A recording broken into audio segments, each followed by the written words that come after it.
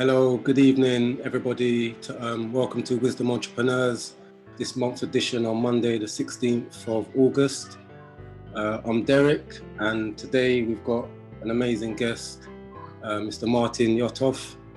I put on his bio that he deals with nanostructures and all the other clever stuff, but he also deals with counseling, and not counseling, but helping people to see the simplicity and how we're in control of most things that we think is out of our control.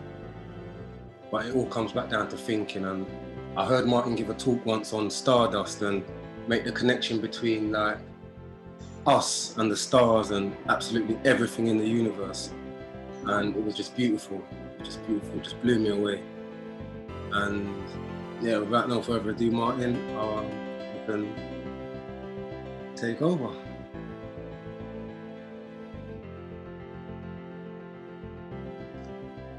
I used to be a person who was happy, and I thought I couldn't be happier. And then, I thought that I was happy because I had good family, I had good job, I had enough money, I had children, and I really thought that I couldn't get happier or that life can't get much better. And then somehow I stumbled across the three principles understanding, or the inside out understanding, and I found out how wrong I was.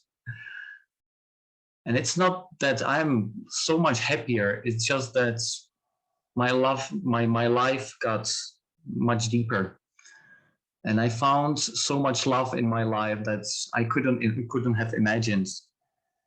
That's one of the biggest differences in my life, is how many more people there are in my life that I love. And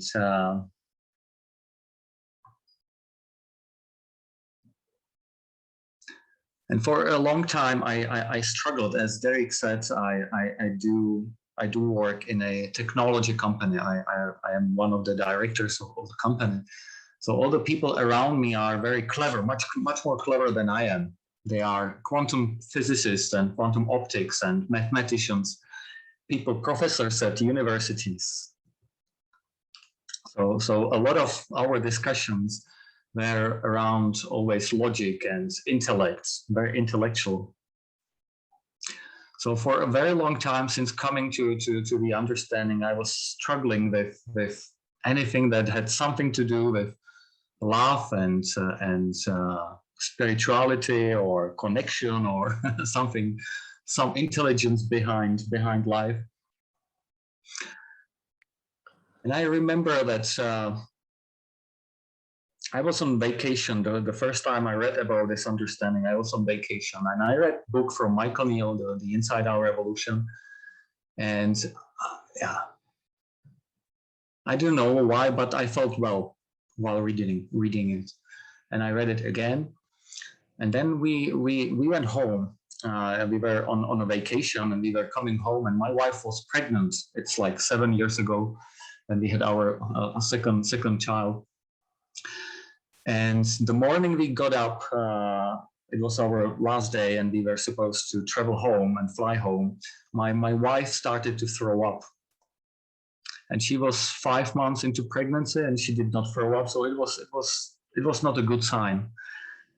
And so I said, well, okay, so I'll try to get a cab for you and for us, and but it was impossible. It was 4 o'clock in the morning in a little village in the south of Bulgaria, so I couldn't get a taxi. So I had to run to a bus station and try to find a cab there.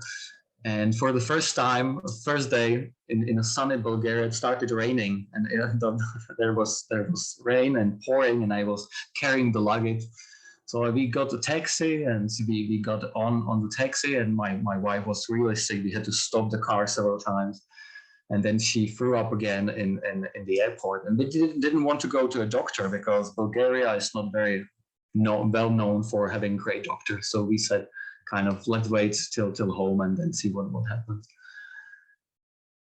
And then we got on the plane, and suddenly my wife was sick all the time, and then 20 minutes before landing, my daughter, she was 3 years old back then. She said she has a stomachache.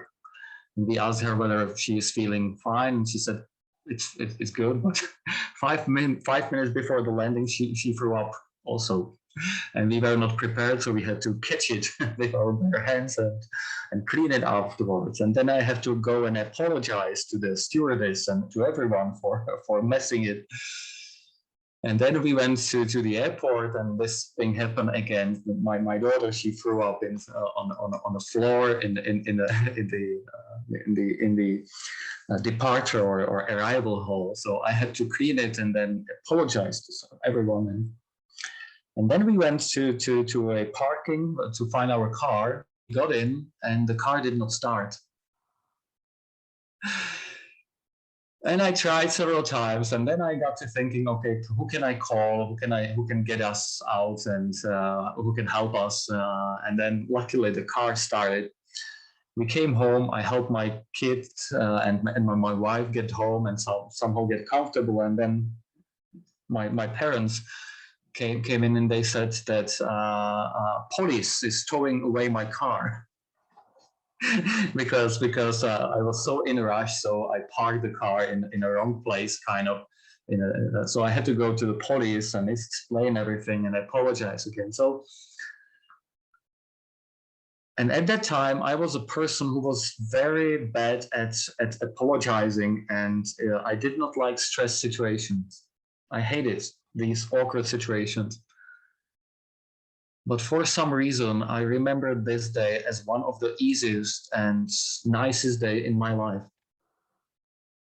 I was handling one situation after another. I even felt sick myself because we caught some bug, and but I felt like, well, I can't break down. my family needs me, so it has to wait. So I wasn't feeling well, but for some reason, I took one step after another. I was in flow the whole day, even though the life was throwing everything at me.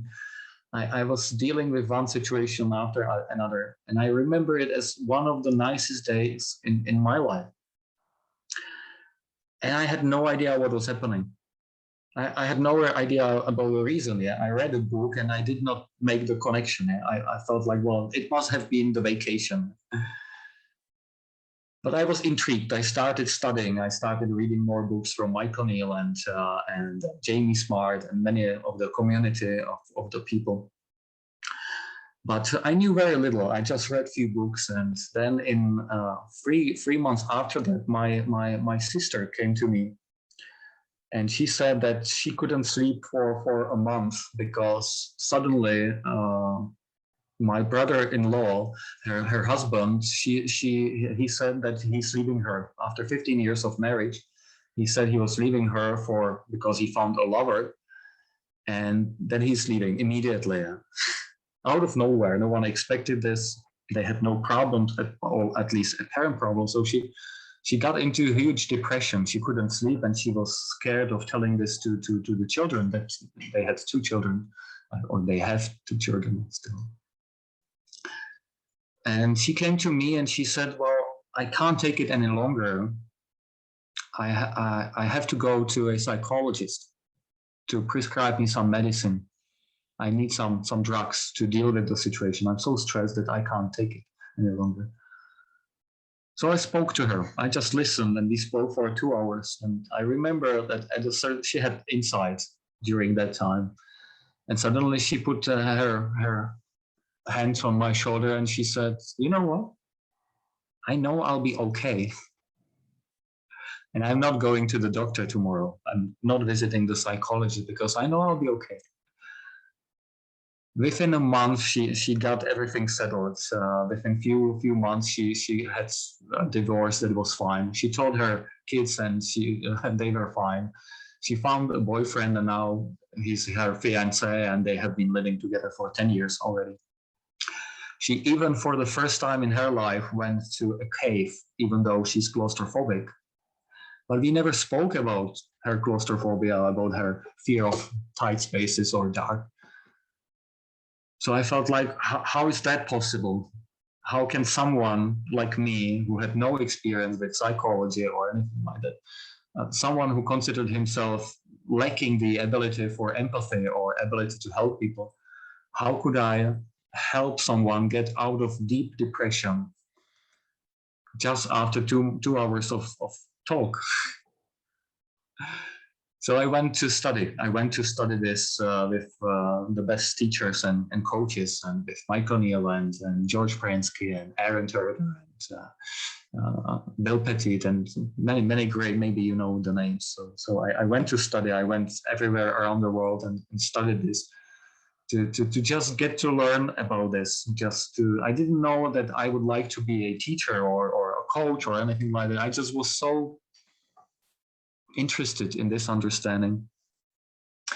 And I found out that I was able to help people, sometimes incredibly quickly, within few minutes. People would have insight. Some people would take weeks or months, but still, compared to what I knew about psychology and therapy, that it can take 10 years to help someone, and then they have another 10 years of therapy.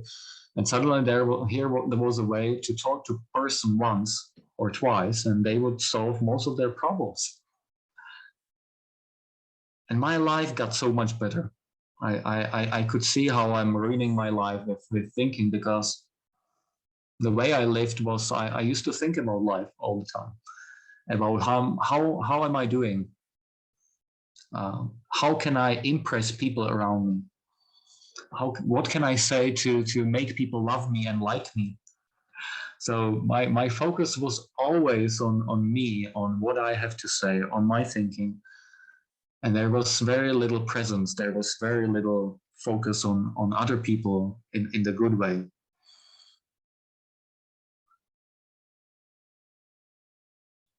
And then I saw something that changed my life. When I was learning about the three principles, I could get the thought principle that we create our realities with our thinking. I could see it quite quickly, how my thinking is creating my reality. I could see the principle of consciousness, that we are aware of existence. I could see that's obvious. Yeah, we are conscious. So I could see the thinking, and then our consciousness makes it real. But when someone spoke about the principle of mind, of this intelligence, of this something that is behind life, I felt like, well, this is God's talk, and I'm an atheist, and I don't believe in these things. So I felt like, well, this is not for me. I'm happy with the two principles, but the mind principle, that's I don't need it. Yeah, I'm very happy with my intellectual capabilities and everything. And then I remember that I gave up. I gave up on understanding. I gave up that I will ever understand the principle of life, of mind. And the moment I gave up, I got it. For whatever reason, the moment I gave up, I suddenly saw that there is intelligence in the universe. There is intelligence in life. Our company, our technology company, is very much about looking into nature and then seeing whether we could do it, whether we can learn from it. We take, for example, when you take a butterfly and look at its wings, you can see beautiful colors, amazing, beautiful colors. But when you look under microscope, you don't find any pigments. You don't find any color. You just find a very clever, tiny structure. And the light, when the light passes through this structure, it refracts and diffracts and creates the appearance of colors. And we can do the same thing. We can create, in our companies, what we do is we create these structures and we create beautiful pictures that couldn't be created. But there are many other examples. Shark skin. Sharks have very nicely nanostructured skin, and it serves several purposes. One of them is that the shark can swim faster because of the structure, and also the bacteria can't hold on his skin because of the structure. So it's possible to create structures that are antibacterial and allow very nice flow of water. There are leaves, lotus leaf, for example, have, again, a structure on top of its leaves, which allows it to float on the water and still remain green. And when you look under a very strong microscope, you can see this tiny nanostructure that we can replicate. So I could see that there is intelligence in life and in nature, amazing intelligence. When you look at termites live in environment where the temperatures changes from 40 degrees centigrade during the day to 0 during night. But inside the house of the termites, I don't know what it's called, they need to keep the temperature exactly. It can't change more than 1 degree centigrade, because if it did, they would freeze or they would die, and their eggs would never hatch. So they need to keep the temperature inside this block of dirt to remain exactly as it is. But they don't have air conditioning. They don't have electricity. They don't have ways that we have. They don't have nuclear plants and power plants to power their air conditioning. So what do? They have these shafts. They create holes, and then they have these doors, kind of. And when the air is warm, they open these shafts, these doors, and the warm air fills these holes. And when there's cold night, they just open these doors and the warm air goes up. So during the night, they are just opening these doors. So they are not using any energy. They are just collecting the energy during the day, and then they keep themselves warm during night without air conditioning, without technology. So how can a bug like that or an insect like that have so much intelligence that they can do so much better than we humans do with air conditioning? We are consuming so much electricity or AC units, and we are polluting the environments to just produce the electricity. And these little tiny creatures, they do it without any pollution, and they do it even better than our best air conditioning. So I could see that there is intelligence in universe, but I couldn't see that the intelligence is in me as well. I could see that my body is running itself. There are 50,000 billion cells, 50 trillion cells within a human body, and they are working together like the best machine ever made, in synchronicity. Every single cell makes 100,000 operations every second. And how many of them do I have to control? How many of these cells do I have control over? Do I have to look after my breathing, my digestion system, my reproduction system, my immunity system? No, it's doing itself, it's working itself perfectly, and it is brilliant, it is intelligent, it's amazingly intelligent. And I remember thinking like, well, what IQ would I have to be able to run 50 trillion cells at once and tell each of them what to do? So suddenly in that moment, I could see that the principle of mind is nothing else than what I see already in our company and in the nature. It is the intelligence. The nature is intelligent. The whole universe is intelligent. It's showing, it's the highest intelligence. And I remember, and I know that Albert Einstein spoke about this a lot, and he said that this intelligence is so large, so big, that compared to it, any intellectual endeavor that people make is just a tiny speck, tiny fragment compared to this. And this is coming from a guy known for his hairdress and for his beautiful hair, but also for his intellect. And he says that compared to this intelligence behind life, whatever he ever does is insignificant. So suddenly, for me, everything became very simple, because I always I couldn't speak about anything that started with the G word, God and universal intelligence and mind, the great universal mind. And suddenly I could see that when people speak about God or spirit, they are talking exactly about the same stuff that we talk in our company and with my friends, that there is a beautiful design in nature and everything is happening beautifully. And I could see that this how the same intelligence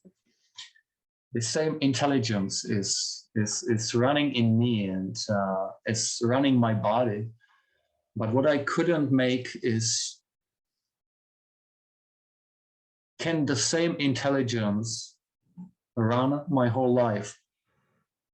If I'm relying on this intelligence of my body to run itself, to do the stuff better than I could ever do, can I let this intelligence guide my life?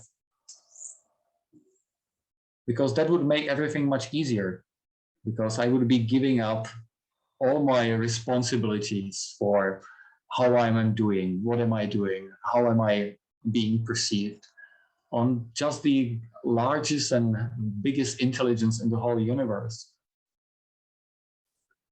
So I started doing experiments because I did not trust it completely. Huh?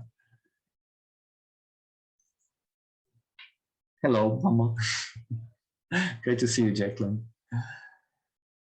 And so I did not trust it. Yeah, it was like, well, that's a great idea that I could trust life, that it will guide me through life. So I tested it. I went to a presentation. I did my first presentation in Austria at the embassy, and there were like 40, 50 people, and they were journalists. And I was supposed to do a presentation, my first presentation in life in English about our company. And normally I would be stressed as hell, and I would prepare all the jokes and everything I would say in advance. And this time I said, like, well, if there's intelligence behind life, it might help me do the presentation. So I did prepare a few slides, but then I went in, and it was the best presentation ever in my whole life. It was so much better than anything I could have prepared, because I was present. I was not concerned about how I'm coming, how they like me or they don't like me. There were even jokes in there. Jokes I did not prepare. People were laughing, they were clapping their hands, and I was enjoying myself, and I was shocked because how could this be so easy? How could I do a presentation without effort and without trying? And it's better than any time in my life before. And since then, I started doing these experiments more and more. And suddenly I started running the whole company with people who are much cleverer than I am.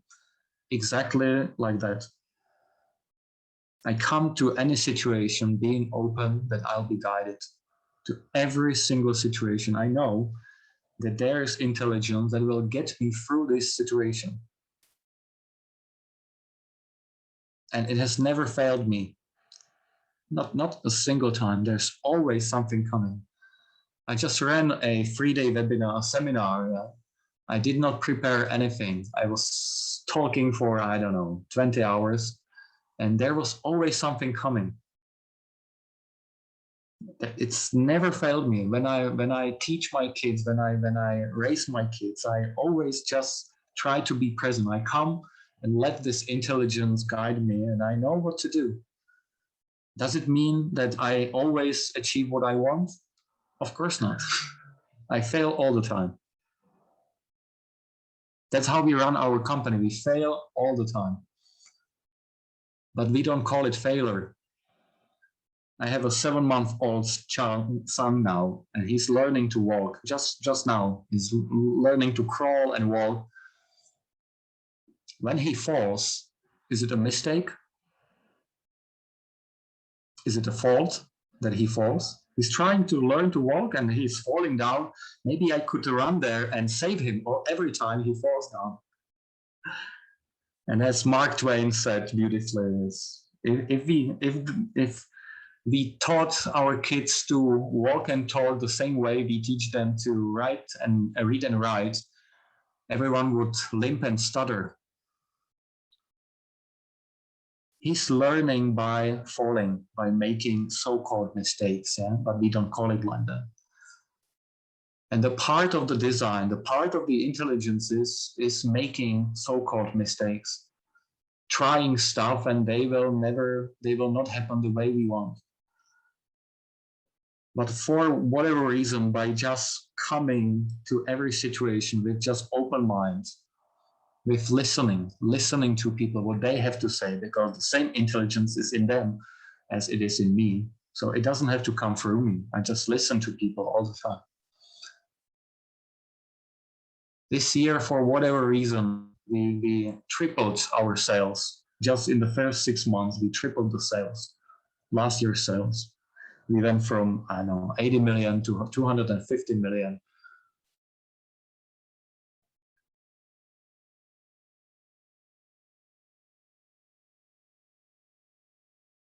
It became really simple. As Derrick said, I'm trying to help people make their life easy or simple. It is. When you learn to understand the logic, not logic, but the truth behind, the intelligence behind life, that you are absolutely perfect. You are designed to be perfect, to succeed, to know what to do. But we also have a choice to mess it up. We can use our thinking. And it's a great tool. The intellect is beautiful. It is a beautiful tool. If you use it for planning a trip or making an appointment or analyzing mathematical problem, it is a great tool. But when you try to use it for finding love in your life or finding meaning to your life or even running a company, you'll fail, or you will feel so much stress and effort because it's such an insignificant tool for these things. Dealing with people through intellect. It's like, I want to find the love of my life. Let me create a table of pros and cons for my life, for my wife, what she should be like.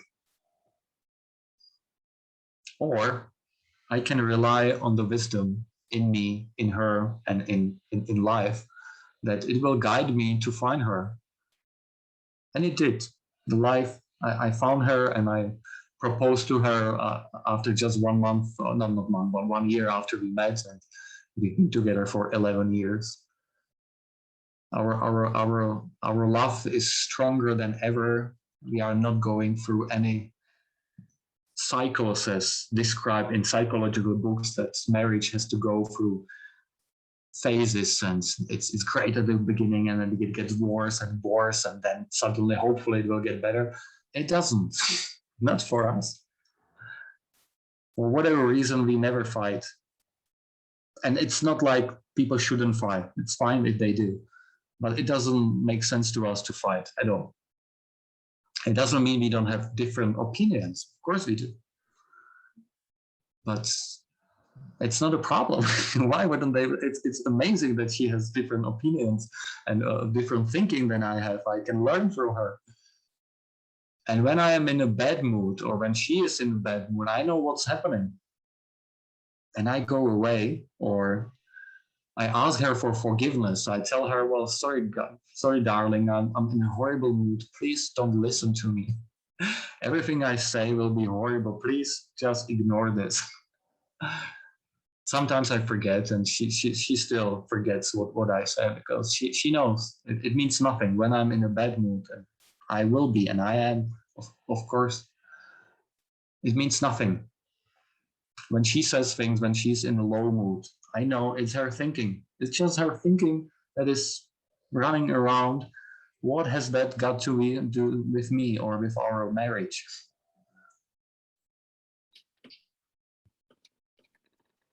So our life has become a blessing, and the last thing I'll say before I'll let you talk, and I would love to hear what you hear in this and what you've seen or what you would like to ask. And I lost love for my mother for 10 years before this understanding. She was very like I am, or I was in that time. She was very good at arguing, very good at criticizing and judging. And we couldn't stay for longer than 5 minutes in a room to start fighting. And at that time, I knew it was her fault, of course. And everyone around me agreed with me because they had the same problem with her. So I knew I couldn't be the problem because I got very well on with almost everyone in my life. And with her, it was troubling, and everyone else had the same problem. So I felt like it must be her problem. And then one day, through this understanding, through the understanding of the thought, how we create our internal state, our moods and our reality, I could see that the problem is not in her. It has to be in my thinking. The cure can't be with changing her. It's enough if I see it myself. I don't have to react to everything she says. I remember I was crying for like 10 minutes with a deep cry because I was thinking about 10 years that I lost of time with my mother.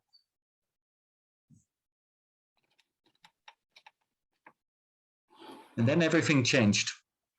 Suddenly, for some reason, when I changed, she started changing too. And I spoke to her. She asked me what I'm doing, and I explained to her about this understanding. Just once, I spoke to her about, I don't know, 2 hours.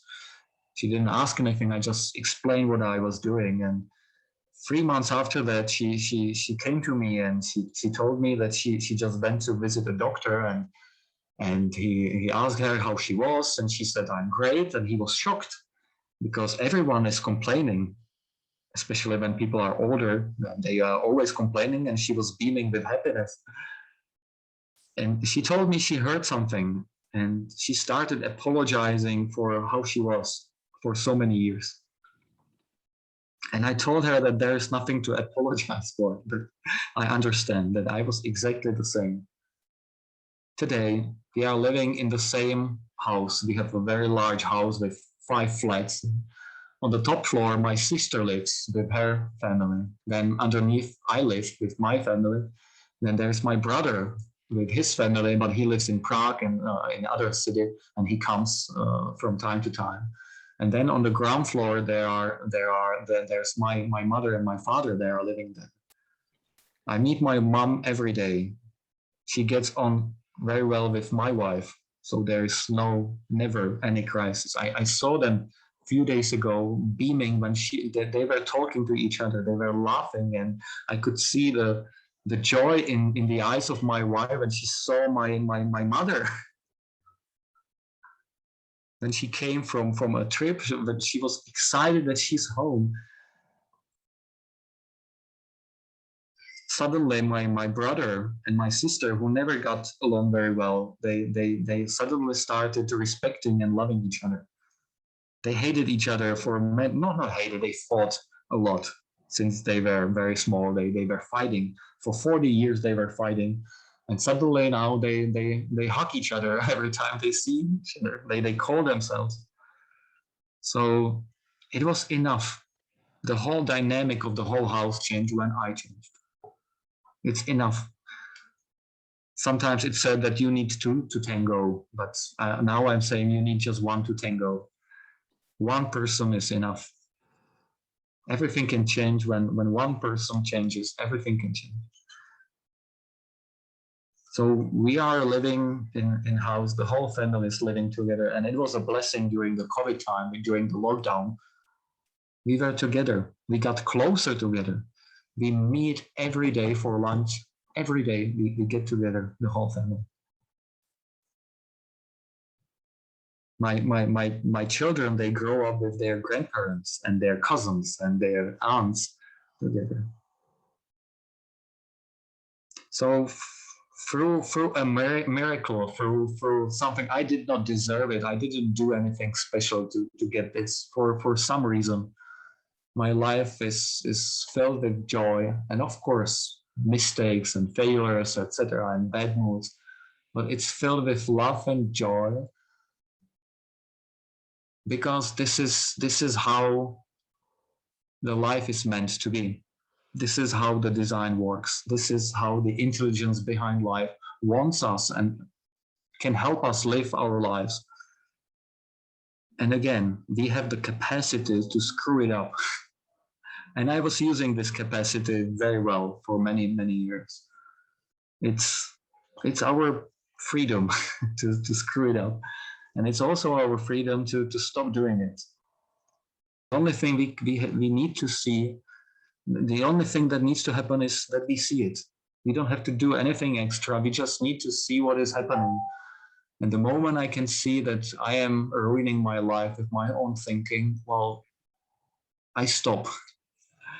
Not always, but then I see, and then I apologize, or I ask for forgiveness.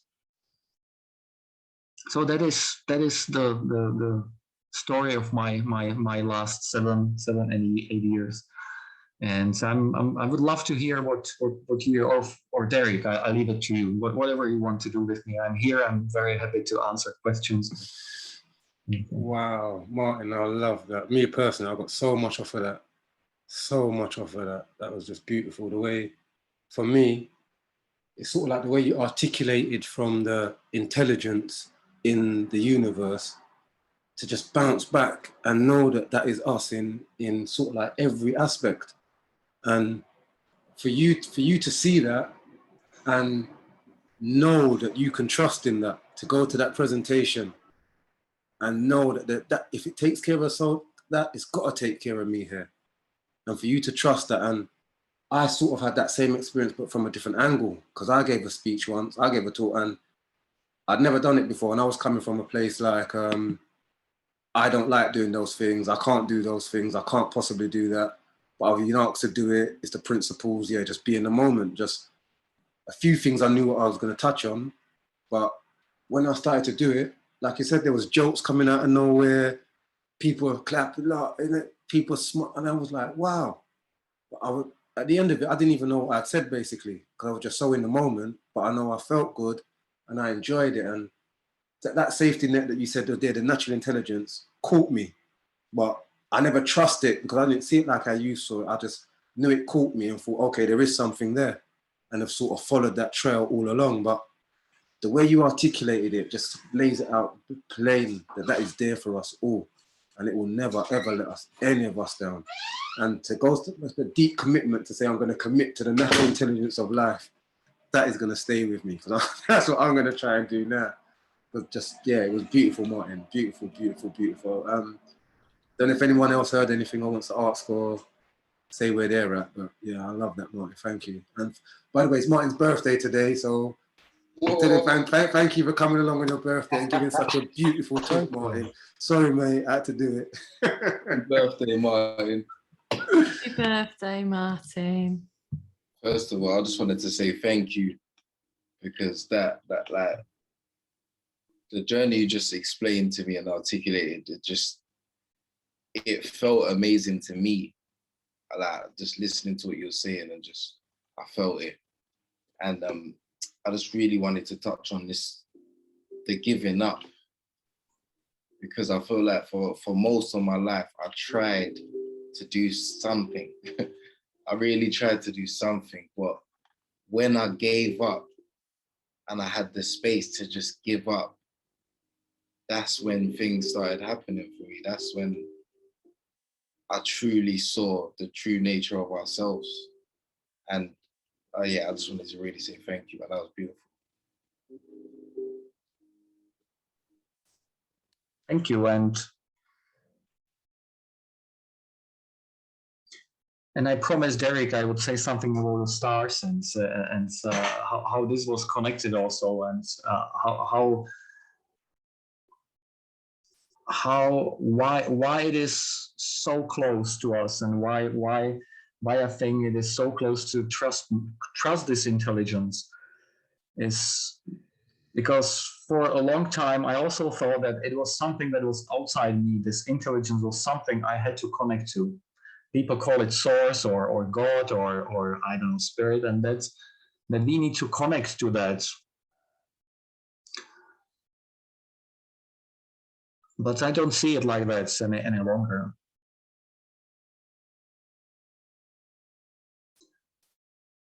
The insight that Sydney Banks had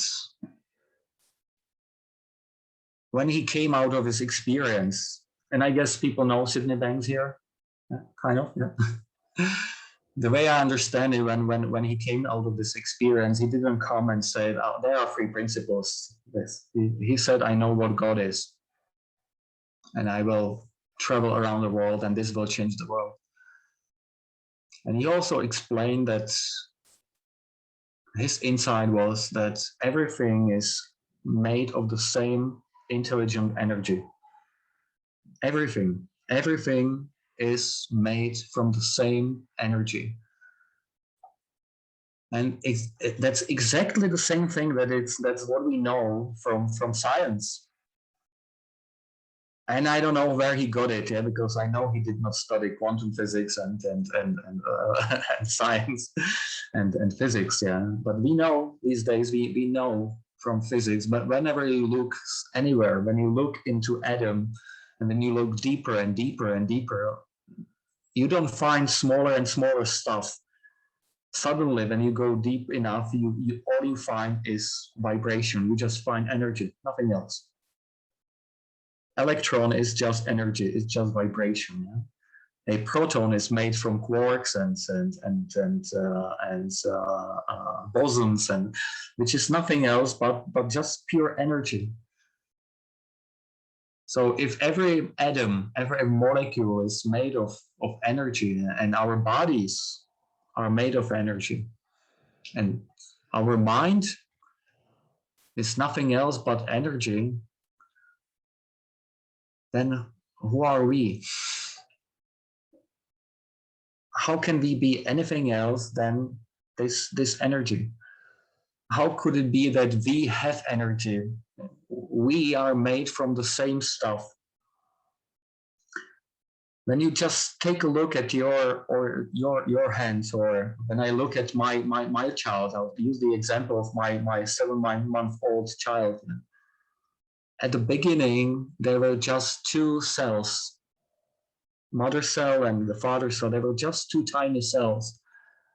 And after 9 months, there was a almost, I don't know, 4 kilogram baby, 3.5 kilogram baby, 7 pounds baby. What is his body made of? Where did these cells come together? Where these 3.5 kilograms came to be? They came from the food that my wife ate during the pregnancy, from the liquids she drank, and from the energy she got from the sun mainly.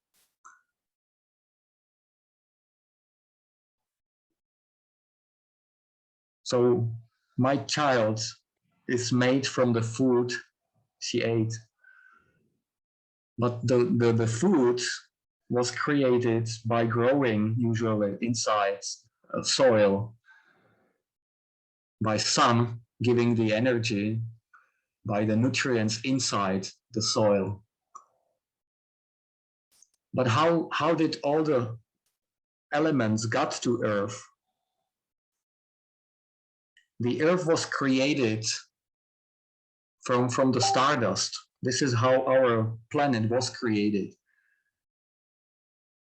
And if you have something on your finger, if you have a ring, for example, a golden ring or silver ring or something like that, every single element is created inside a sun, inside a star. This is how all elements are created. but only to a certain level. Nothing heavier than ferrum, than iron, can be created inside a sun. Because anything that is heavier than iron can be only created when a sun, when a star blows up, when you have a supernova.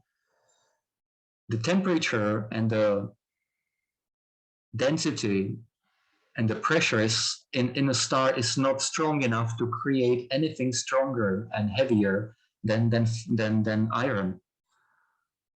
So the star needs to collapse for us to be wearing these beautiful rings, or anything made of silver, or any heavier elements like plutonium or iridium or anything like that.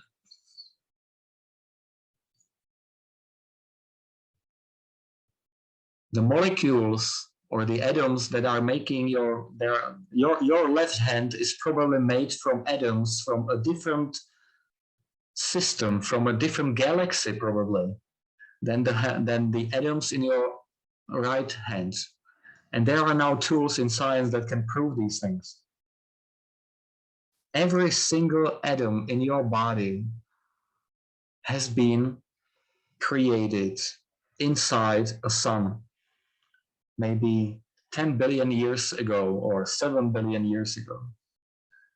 Every tiny particle of your body has been present, has been part of a sun, of a star, maybe probably several generations of stars. And every single part of your body used to be or was present when there was the start of the universe. Whatever it was, whether we call it Big Bang or anything like that. At the beginning, everything was one. And this is science. This is not, I'm not talking spiritual, I'm now talking the modern science. And it doesn't matter whether you believe it or not. This is what science says at this moment. It's saying that everything has the same origin. It used to be one. But there was no form at the beginning. There were no atoms. There was such a high temperature, and everything, the whole universe, which is maybe infinite, it used to be very, very small. So everything was one. Everything that you are today used to be in one tiny place.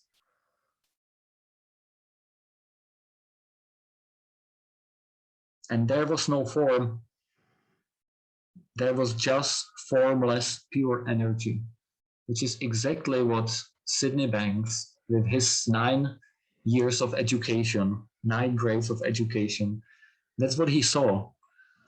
He saw that at the very beginning, there was just this pure intelligence, conscious energy within which everything else was created.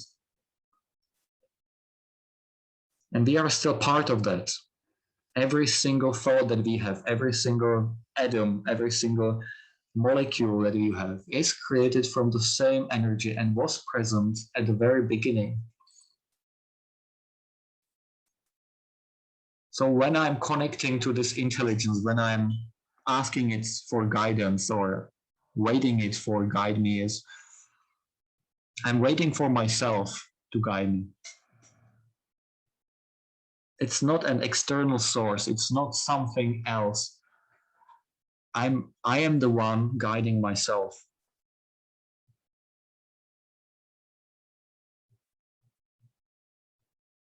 So you don't have to walk anywhere. You don't have to do anything. How many steps do you have to go away to get to yourself?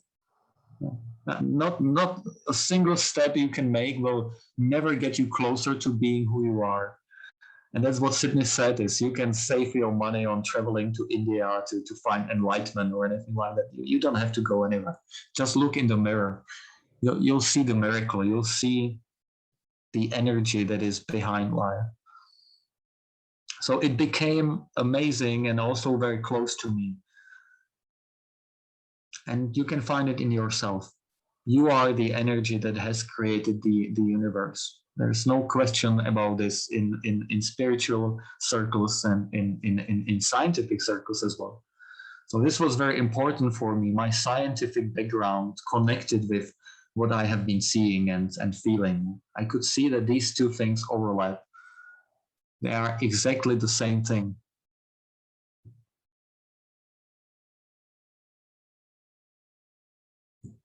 Yeah.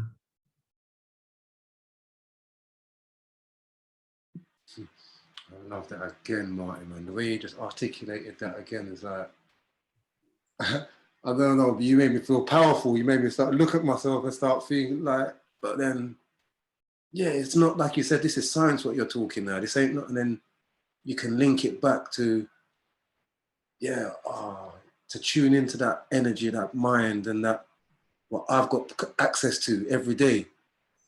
And I can consciously access that and think it's a small power, but the way you just made it sound like, yeah, that's a superpower that we've all got access to.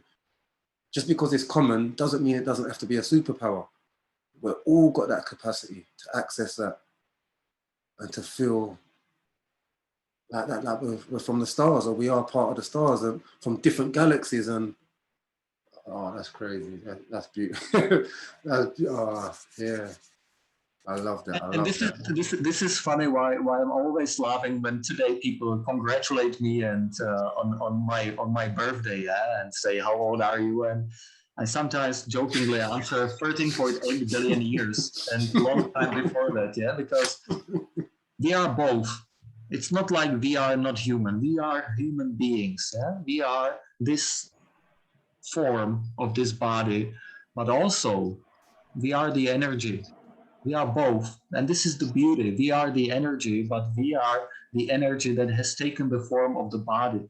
And the body renews itself every year, maybe every 10 years. Your body completely changes. There's not a single atom in your body today as it was when you were little, or maybe two years ago. So we know we can't be the body. Otherwise, we would be a different person every year. So we can't be the body. There is something more permanent. This conscious energy, this feeling of I am, is the feeling of the energy. And this is who you truly are. And when you know this, then life becomes a play, a game, and a beautiful, beautiful journey. Beautiful, Martin. Again, we've got two hands raised. Alona and MamaJ. You want to go first, Alona? You've had your hand up for a while. Hi, everyone. Hi there. Mark, where are you? I have to find you. Sorry. There you are. Hi. Happy birthday. Very young Tom Cruise lookalike. Thank you for appearing here. Much appreciated. Much appreciated for the physics lesson as well. Free of charge.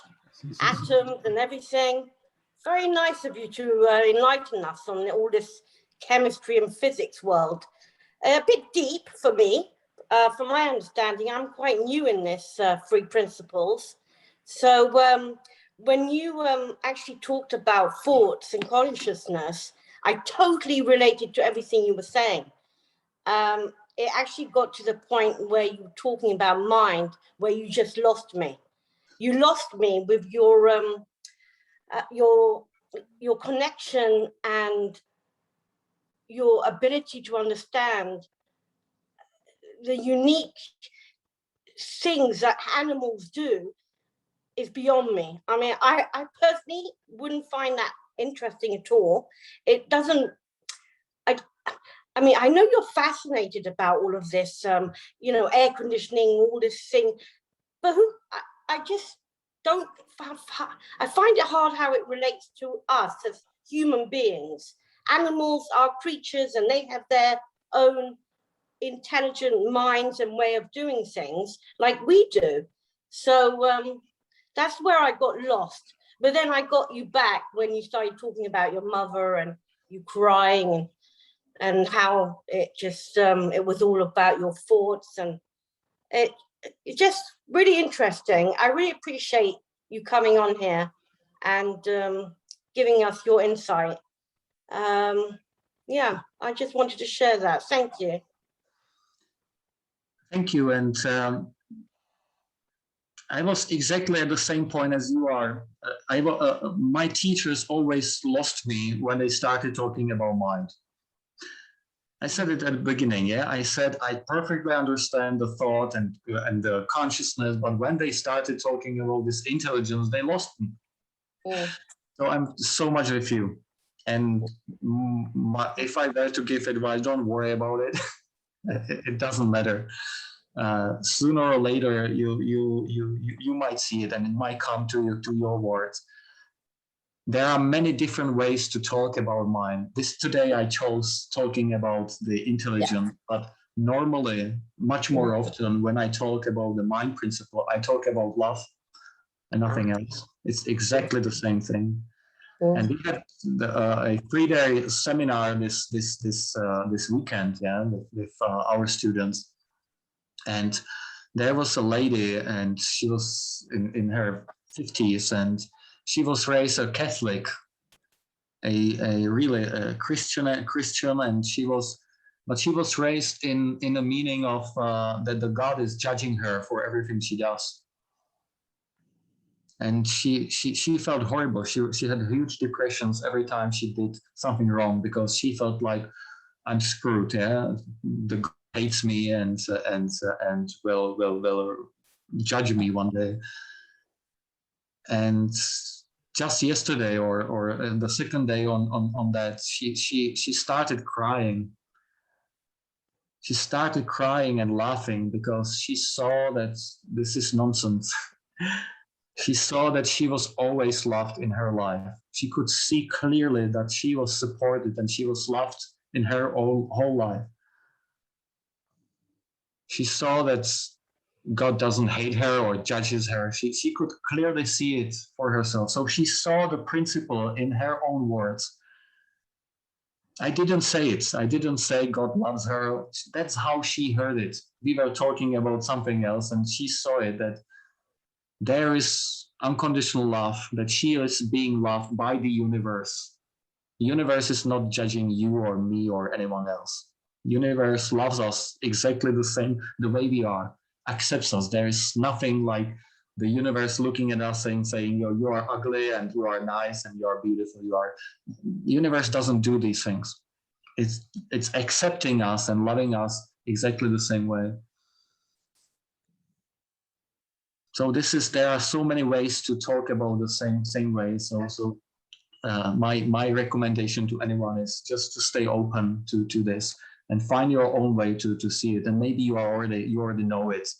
Just doesn't resonate the way of talking about ants and creatures and termites.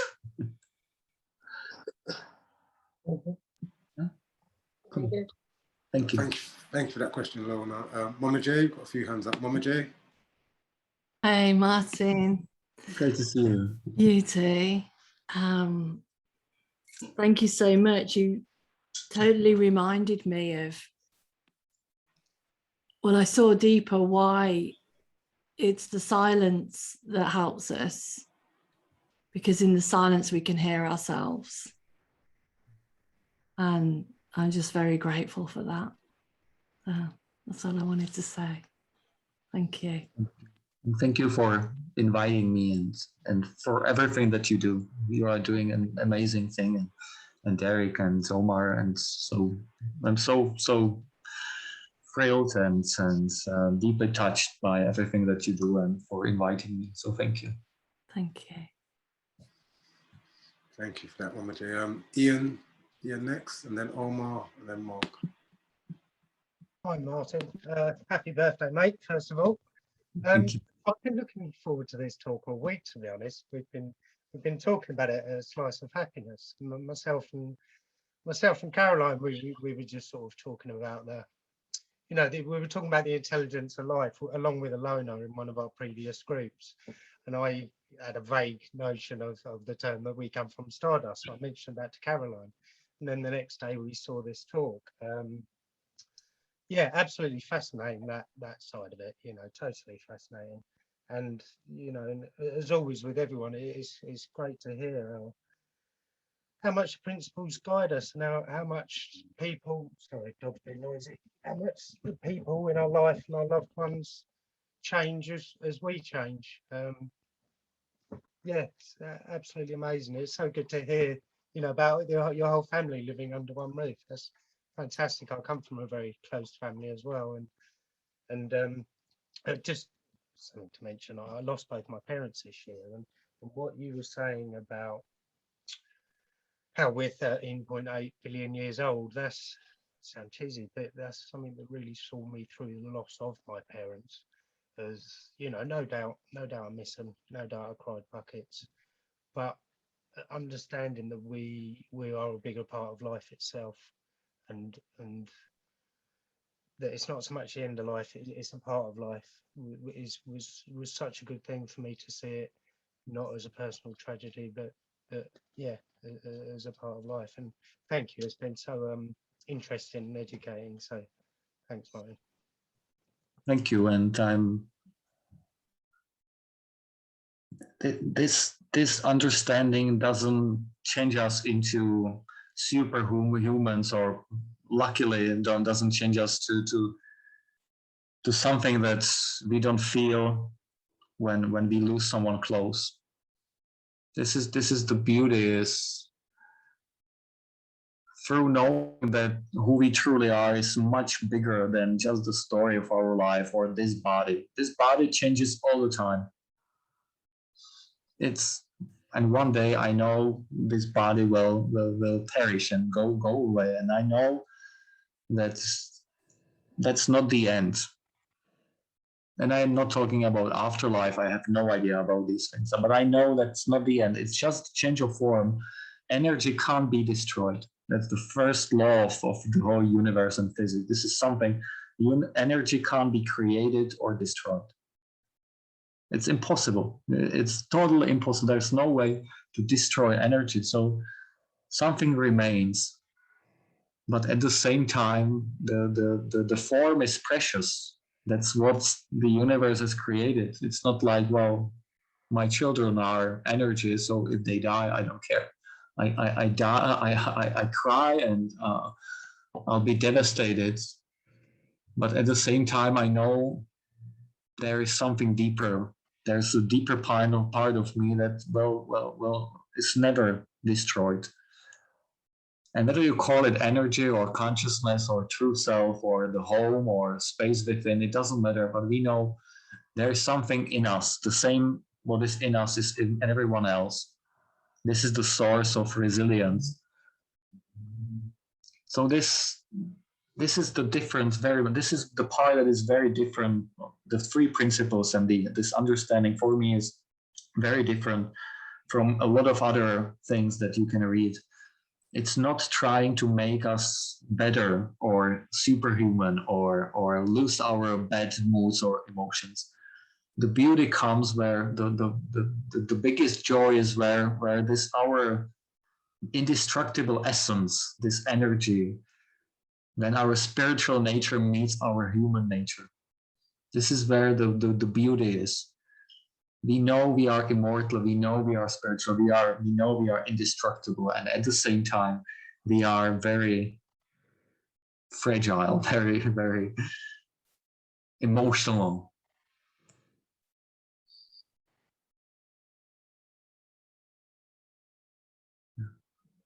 So I'm very much with you on your loss, and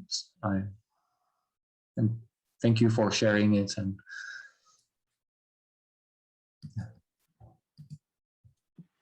Thanks for that question, Ian.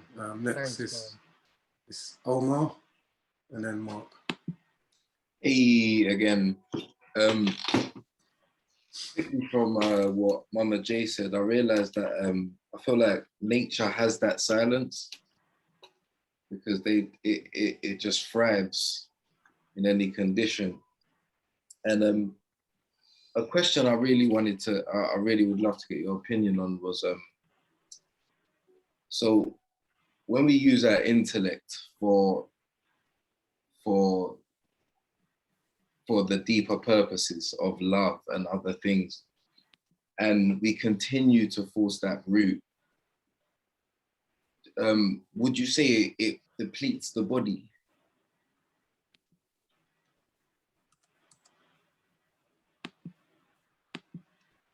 Can you say a little bit more about this so that I can answer? So just a little bit more about that, please. I feel like without obtaining peace and without even me giving up, if I continue to force and control the uncontrollable, and I continue to wallow in the past and wallow in the future and time travel between both all the time, and I'm never present, basically, would I live a shorter life than if I obtain peace?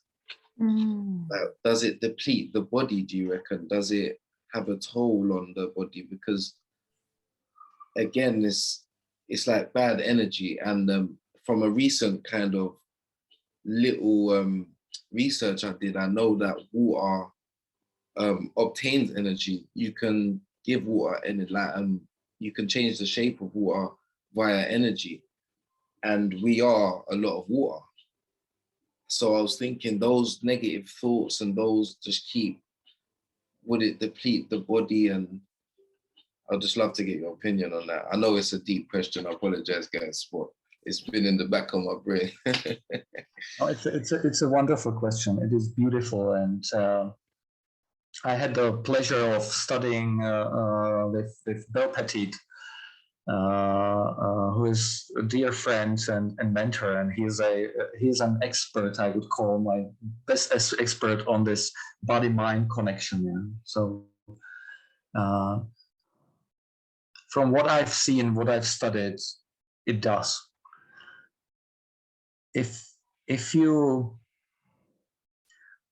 The intelligence behind life is neutral. It doesn't care of what you do with that. It is there. It is present. And our bodies, they were created for a world where there were a lot of threats. There were really life-threatening dangers, poisons and spiders and snakes and wars and everything like that. So it has developed the ability to really use resources very quickly, to start burning resources and energy very quickly. So when there was this so-called proverbial saber-toothed tiger, or where there is a real danger, suddenly you get all these resources. Your body starts burning all the calories. Yeah, you get a lot of sugar into the bloodstream. Your veins, they clot, they get thinner, so that when you are cut, that you don't bleed out. Your immune system is suppressed. The long-term immune system is suppressed because when you are running away from a tiger, you don't need to care about cancer. But so your immune system suppresses, it enhances its activity on the skin. So there is an improvement of immunity for moments for your skin, but everything else turns down. Your reproduction system turns off, because who cares about whether you have offsprings if you are being chased by a saber-toothed tiger? So there are amazing changes happening in your body, and you could see, and there are so many stories about mothers who were able, within after an accident, they were able to get out of the car, even lift the car. They were able to take out, I don't know, hundreds of kilograms or pounds of the car, and because the muscles, they got stronger, they were burning all the energy, and it gave them superpower in the moment. But this comes with a toll. This is meant to be activated only from time to time. Bill says it was meant to be activated every, let's say, between 36 to 72 hours. You were not supposed to be running from a tiger every 5 minutes. But the system is designed in a very interesting way. The body does not care whether the danger is imaginary or whether it's a real life-threatening danger. So if you, in your mind, you have the capacity to get yourself in this stressful state, it's called a fight or flee response or stressful response. And because you are a free thinker, you have the capacity, you are God, you are allowed to do almost anything. So you have the capacity to turn this system on just by thinking. And people do this all the time. Every time you are thinking negative thoughts or long enough, your body starts changing. Within 3 minutes, I've been told, within 3 minutes of negative thinking, your brain chemistry starts changing. And within 30 minutes, your DNA starts changing. Not the DNA, but your genes start to switch on and off. We have about 22,000 genes. The human genome is around 22,000 genes, maybe less these days. They are counting and they are finding we have around 20,000. But only 5,000 of those genes are activated at a certain time. The rest are dormant, they are sleeping. But when there is a threatening situation, maybe created just by your mind, your body, the intelligence of your body wants to adapt to this change. So some genes will switch off, some will switch on. And this is how all the illnesses, or maybe most of the illnesses, but I would say maybe all of them, but let's say most of the illnesses can be started. Cancer, stomach problems, pains, chronic pain, fatigues, digestion problems, or anorexia. All these illnesses are there waiting dormant, and they are not activated, but they get activated the moment you are living in a stressful situation. Stressful thinking.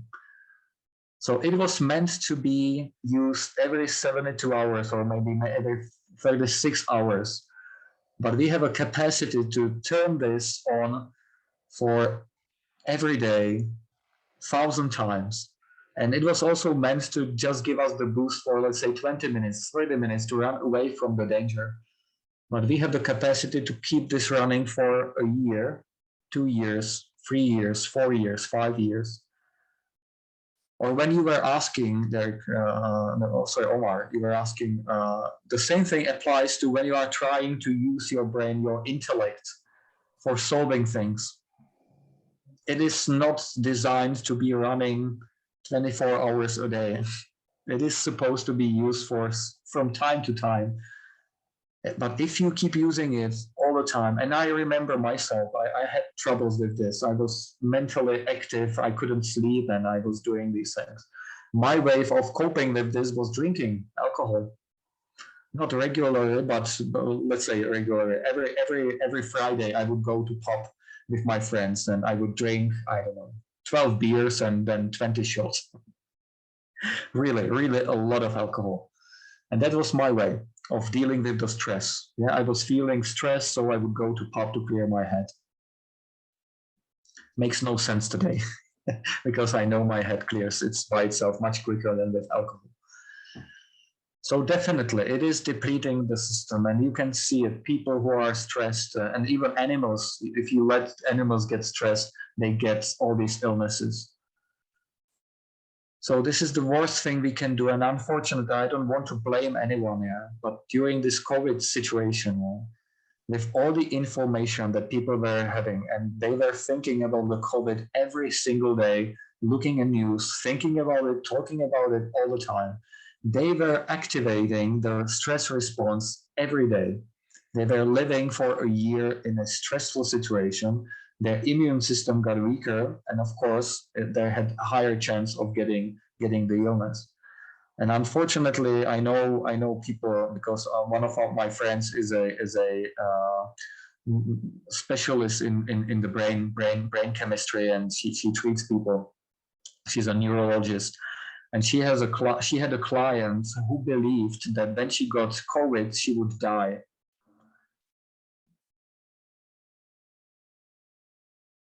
And the day she got the information about having COVID, she got a positive test. The next day she died. Just by the information. She didn't have any symptoms. This is the power of the mind. This is the power of the thoughts. We can kill ourselves just by our fear. So yes, in my mind, in my experience, and I'm not the expert, there are many more people who can do it. There's a beautiful book called Why Zebras Do Not Have Ulcers. Yeah? And they describe, the book describes exactly what is happening when you are in stress all the time. All the changes, the biochemistry of your body changes significantly. So yes, I'm pretty sure that the moment more people learn about how the mind works, then they learn what they are doing to themselves with their thinking. And at the same time, they learn about why it's the best thing not to do anything about it. People will get healthier. They will understand themselves better. They will listen better to their own bodies. They will know better, and they will stop poisoning their own bodies with their own thinking. And they'll get healthier. It doesn't mean they'll be healthier and live forever. There are other threats to our bodies, but the major, and our former one of the best doctors in Czech Republic, he's a neurosurgeon for 40 years, the best one probably, and he said 75% of all illnesses are created by stress. 75%, and I would expect that the number might be even higher. So it was a beautiful question. Thank you. And did I answer somehow? Hey, perfect. I appreciate you so much. Thank you so much. I appreciate you. Do you know why I love that answer, Martin? Because me and Omar were talking, having a little talk, and he sort of had a little insight that it went along those lines. But we didn't have the technical capacity to go into it. But he was alluding down exactly what you just said, Martin. So I loved your answer. That's why he's grinning like that. I love the answer, Martin. Thank you. Wicked question, Omar. Mark Iskovich, and then Mark Williams after.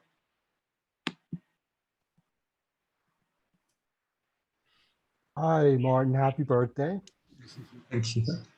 And Hello. hello from the US. So the reason I'm bringing, I'm not asking a question. I felt a lot of what you were saying. I felt in my heart was like confirming things I've heard and felt, and it resonated. What really got me, and I actually had to like get off camera and have a little bit of a moment there, because it was just like overwhelming me, was when you were talking about your mom, because I related so much to when I first learned about the principles and I heard about it. I remember my mom has had fibromyalgia, multiple chemical sensitivity, these illnesses that really it's never gotten better. And, you know, the whole family has racked its brain about what to do. And, you know, my relationship with my mom has not always been perfect. That's for sure. And in a lot of ways, you know, my mom is a character. Okay. Similar to what you were saying about your mom. So I was like, wow, I can so relate to this. And I remember, and I've heard about the principles like 20 something years ago. I mean, this is way back when. And I remember when I first heard about the principles, I was like, oh yeah, now I'm going to, you know, tell everybody, and everyone's my family's going to love me. And it did not work out that way. And I think mainly because with family, again, it's more about being the change, right? Going deeper myself, and that's all that really matters in the end. And this whole idea about love and mind, that resonated. And so lately the approach has been not to talk about the principles at all. I mean, I never mention it ever. And I don't know if that was a conscious decision, but it was sort of like giving up, like it, you know, my way is not working. Okay, great. And lo and behold, it's just been about being there when I'm with my mom, to be a loving presence, right? saying nothing. And all of a sudden, the last few weeks, she's been saying things like, you know, I think I'm going to take a trip out. She doesn't get out of the house much. I'm going to start taking trips. Would you mind driving me? I'm like, mind explodes. Like, would I'm at your service. And where do you want to go? So the first trip, I took her to a place. Oh, it's too crowded. You can't do that. Fine. I was just happy that we did it. Then my sister visits, and now she's driving her somewhere. I think she did something yesterday. So by not saying a word and just being a loving presence, and just like you said, knowing that everybody's okay. There's nothing to fix.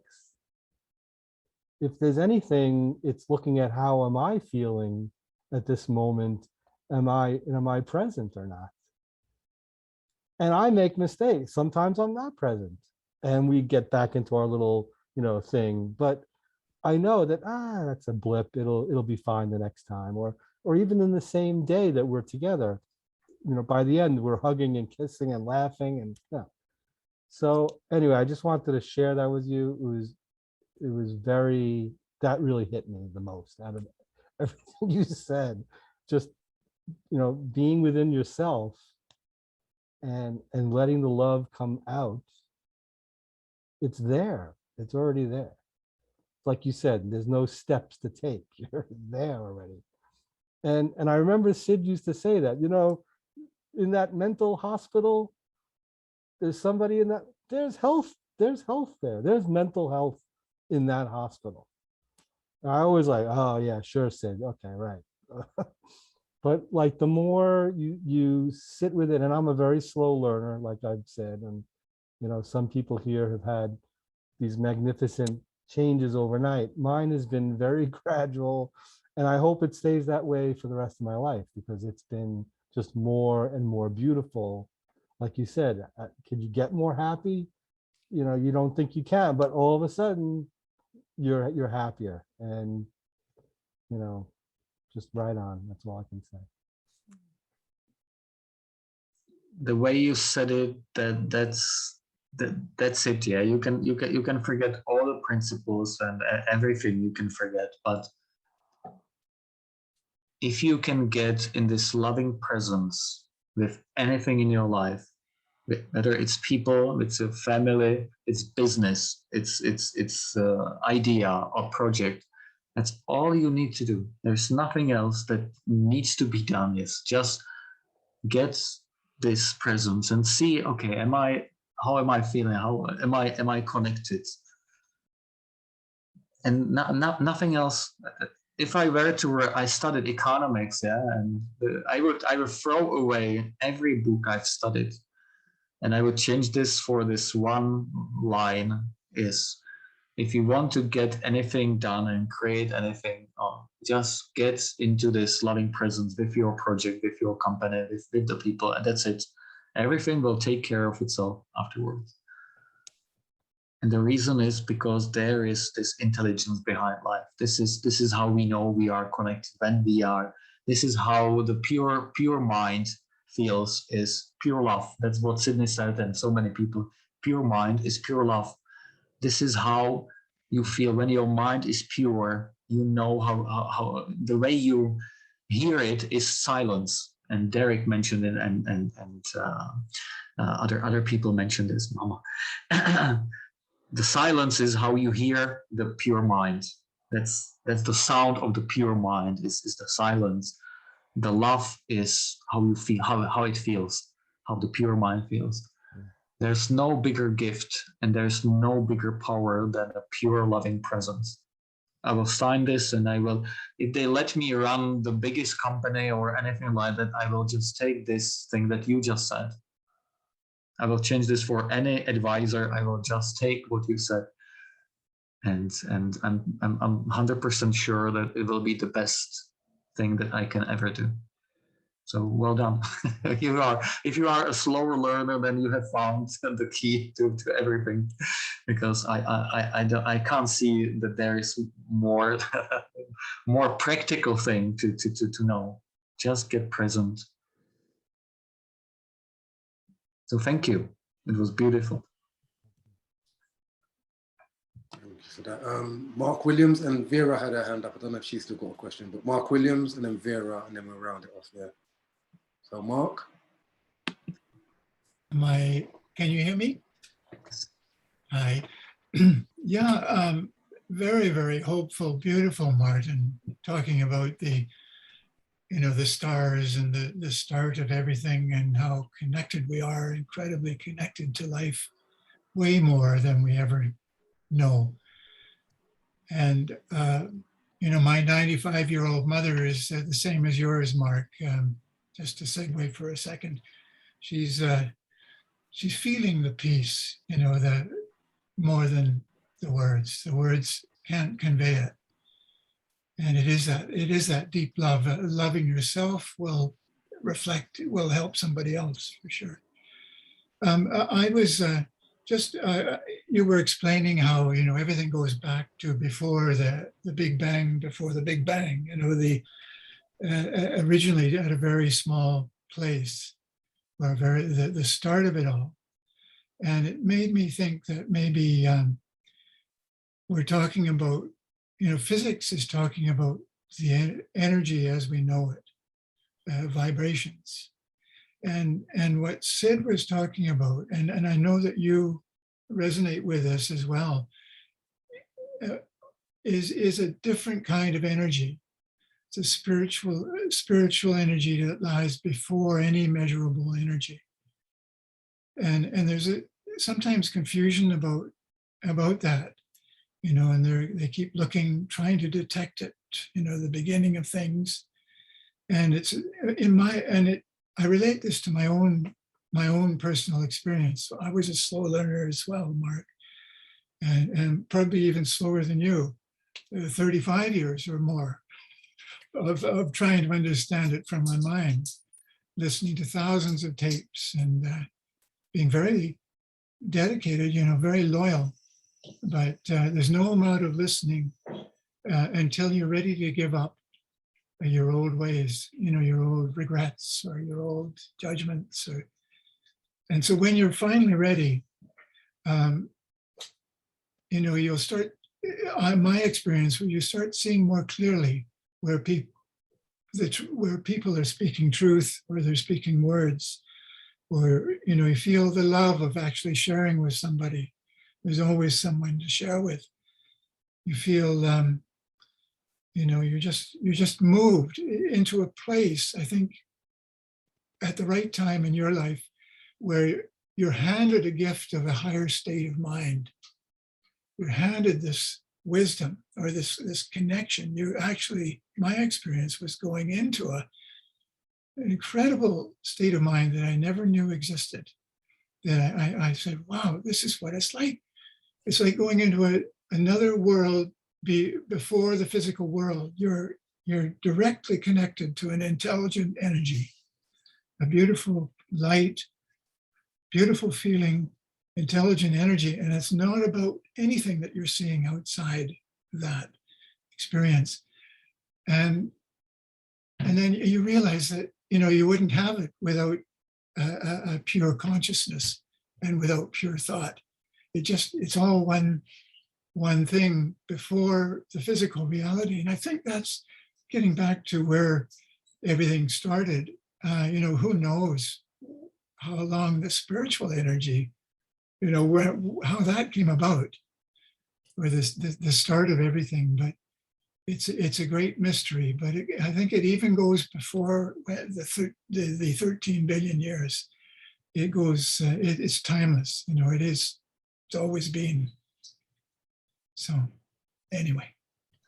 Thank you. That is beautiful, and you're absolutely right, because the energy, the formless energy, is not what is being measured. The energy that we are measuring, the light energy, and I think that's already form, even though it is energy. So, but when you can measure it, it is already a form. What Sydney saw is what you are beautifully putting into words is something that is beyond time. time is, and I love this. I just found this quote because I never heard this, but even Albert Einstein said that time and space are not conditions of the existence. They are the way of thinking. It's not a thing, a space and time. Yeah, that time is something, it's a creation. Time is not a reality, that's not a principle, that is a creation, that's a thought. Time is not a thing. Time is a thought, that's a creation. And this spiritual energy, this energy behind life that was here long before Big Bang, but it makes no sense to say something that was before when it's beyond time. And the closer we get to this, the fewer words we have. It's impossible to explain this in words. It's talking about something form, something that was before form and beyond form. And we are trying to use words to point in this direction. And you did really well. you did really, really well. So it was a gift for me, a beautiful gift for my birthday. Thank you. It was really, really beautiful. Yeah, thank you for that. We've run well over time, you know, Martin. I think that's a good part to wrap it up. Thank you for everyone for coming today. And once again, thank you, Martin. That was a beautiful talk. Insights all round. I'll be putting the podcast out tomorrow, so I know I'm going to listen to that a few more times to get a few gems out of it. But yeah, thank you everyone for coming. And yeah, we'll see you all again next month, the third Monday of next month. I'll see you then. And thanks again, Martin. Thank you, everybody. Thank you so much, guys.